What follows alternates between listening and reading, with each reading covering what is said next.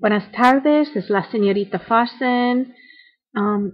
This is my first screencast, so if I'm a little awkward, bear with me. I'm sure I'm probably not as proficient at this as Mr. Ducker is already. So tonight we're going to review ser, the verb ser, which you know means to be, and the verb estar, which also means to be. So the conundrum here, the problem really is that in Spanish there are two verbs that mean the same thing, and as an English speaker you have to think about which one you're going to use. You cannot use them interchangeably. There are correct contexts in which to use the verb ser, and there are also correct contexts in which to use the verb estar. Here's the basic parts that you need to know, the basic understanding. Both of these verbs mean to be. So when you conjugate them, basically the forms in Spanish mean am, is, are in English in the present tense. They are both considered irregular verbs. You have to just memorize the conjugations. They are used in very different cases, as I said. And the general rule is that the verb ser is used for to discuss permanent situations, things that don't change at all over time, or things that, if they do change, change very slowly. Whereas estar is used to discuss temporary things, so things that might be one way today and then tomorrow it's going to change. Another thing to think about this is that ser is used for things that do not fluctuate or change and repeat, where estar is used for those more temporary sorts of characteristics. ¿Cuáles son las formas? Here are the forms of the two verbs, the conjugated forms. Ser is a review for you. Yo soy, tú eres, él, ella, usted es, nosotros, nosotras somos, vosotros, vosotras sois, ustedes, ellos, ellas son. The estar forms. Estar is also considered an irregular verb for a couple of reasons. First of all, take a look at the yo form. It's estoy. If it were regular, it would be esto, and it's not. It sort of reminds us of the yo form of ser, which is soy, or the yo form of ir, which is voy. You got that oy thing going on. If you look at the other forms, the endings look like the regular verb endings, with one big exception, and that is that you've got this random accent on some of the forms. So if you take a look, you have an accent on the tú form, the usted, el, ella form, the vosotros, vosotras form, but there's almost always an accent on that, and the ellos, ellas, ustedes form. You do not have an accent on the nosotros, nosotras form. And the accent, as you see, is always en la A, la letra A. So the forms are yo estoy, tú estás, usted, él, ella está, nosotros, nosotras estamos, vosotros, vosotras estáis, ustedes, ellos, ellas están. You need to learn these verb conjugations. I don't think it's going to be very hard for you. Ser is just review. Estar, the forms, even though it's an irregular verb, are pretty logical, so it shouldn't take much time to memorize those at all. Okay, so now in what contexts do we use each verb? Ser is used in the following contexts. It is used to discuss the origin of a person or a thing, el origen. So where does something come from? Where does someone come from? That doesn't change. I'm from Kalamazoo. Tomorrow I'm not all of a sudden going to be from a different city in Michigan.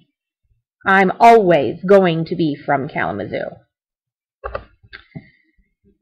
Identification, la identificación. So talking about who people are. I am Ms. Fossen. I am always going to be Ms. Fossen. I am a teacher. I am always going to be a teacher. Well, maybe not. Maybe I'll change profession, but that's not something that changes on a day-to-day basis. So it is considered more of a permanent characteristic. Okay? So identifying people, when you're looking across a room and you ask somebody who is that, they would use the verb ser to tell you who the person is. Discussing characteristics of people that are inherent characteristics or things that they've inherited genetically.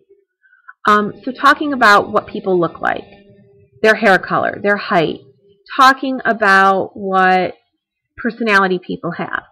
These things don't change on a day-to-day basis usually. Yes, you can get taller as you get older, but it doesn't fluctuate. You're not going to be short today, tall tomorrow, and then short again. So that's considered, those kinds of things are considered permanent. Here's one that's really hard for kids to understand. Why does this take ser? Time, la hora, day, la fecha. Because time and day are considered temporary things. However, this exact moment that I'm screencasting, right now, this exact moment in time, is 5:30 p.m. on March 20th, 2012. This second right here, where I snap, is always going to be 5:30 p.m., March 20th, 2012. It's not going to change and go back. Okay? Same thing with date. Right now, today, this 24-hour period will always be March 20th, 2012. It's never going to be a different date. Okay, tomorrow will be March 21st, but tomorrow will be a different 24-hour period. So if that's kind of blowing your mind, just get over it and just remember that time and day are always used with ser. Okay? The time and place of an event. So where an event is located, the basketball game is in the gymnasium, and the time that it's going to occur at. Those are also considered permanent. And the reason for that is you usually don't change the location of events and then change them back. Again, it's not something that fluctuates. Once an event is planned, typically the location does not change. Okay? And finally, when we use the preposition de, meaning of, or to talk about what people own, or the material that something is made out of. So there will be some examples of that. Let's take a look. El origen. Talking about where people are from, their nation of origin. Juan es de España. Juan is from Spain. Mis primos son de Buenos Aires. Cities. My cousins are from Buenos Aires. Talking about where something has come from. El libro es de la Biblioteca DeWitt. The book is from the DeWitt Library.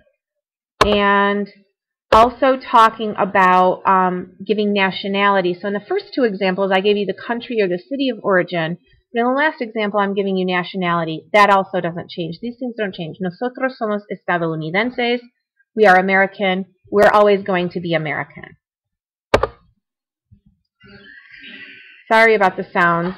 I left them in. I forgot to take them out before doing the screencast. Identifying people. La identificación means identification, identifying people. Tú eres la hermana de Pedro. You are Pedro's sister. You're always going to be Pedro's sister. If you're Pedro's sister. I don't even know if Pedro has a sister. But you're always going to be Pedro's sister. La señorita Fossen es profesora de español. I am a teacher. Again, professions are considered a type of identification. You're identifying people by their job or their profession. One interesting thing about this is when you give people's profession, you don't have the article in front of their profession. La señorita Fashion es la profesora de español. No. Notice that the article isn't there. Okay? Mi papa es doctor. Actually, that should be mi papá es doctor. Papa means potato. Papá means dad, so there should be an accent on the A. That's a typo. La muchacha alta es Gisela. Like I said, you use the verb ser. You're talking about somebody over the room. Who is that girl? ¿Quién es la chica? Oh, la chica alta es Gisela. Okay? These are physical and personality traits.